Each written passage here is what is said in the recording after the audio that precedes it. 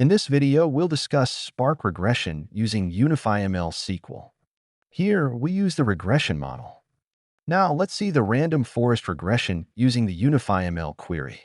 We run our Spark Random Forest Regression models using UnifyML SQL. Mention your input table name, input columns as per your requirement, and the target column. Hyperparameter tuning is available with two options: train validation and cross-validation. You can apply either based on your requirement. The max bins parameter defines the maximum number of bins used for discretizing continuous features. The max depth parameter sets the maximum depth of the tree. The min info gain parameter determines the minimum information gain required for a split at a tree node. The seed parameter sets a random seed for reproducibility. I am saving the model for future prediction using Spark Random Forest Regression. There are additional parameters available, which you can refer to in the UnifyML documentation. If you need to modify the data types of input columns, use the input data types parameter. The max bins parameter defines the number of bins for discretizing continuous features. The max depth, minimum information gain, and random seed parameters control the tree structure. Training samples allow splitting data into training and test sets by specifying a training data ratio. Hyperparameter tuning includes parallelism settings, the number of folds for cross-validation, and the number of partitions, which defines the partition column. If you want to apply PCA, mention your input PCA model. For data cleaning, there are four methods: remove rows, remove duplicates, remove outliers, and fill. The fill with values option helps replace missing or unwanted values in the dataset. For data scaling, four methods are available: min-max scaler, standard scaler, normalizer, and binarizer. If using min-max scaler, specify the minimum and maximum values.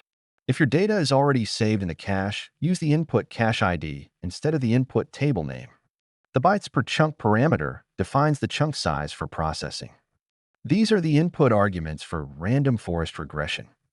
Define your input parameters based on your table and data requirements. Run the query, and it will execute in the backend of the UnifyML server. The output includes MSE, MAER, MSE, our squared value, accuracy, and the saved output model name. Now let's see Spark Random Forest Regression prediction.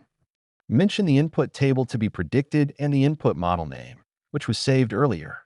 There are additional parameters for prediction, which you can refer to in the UnifyML documentation.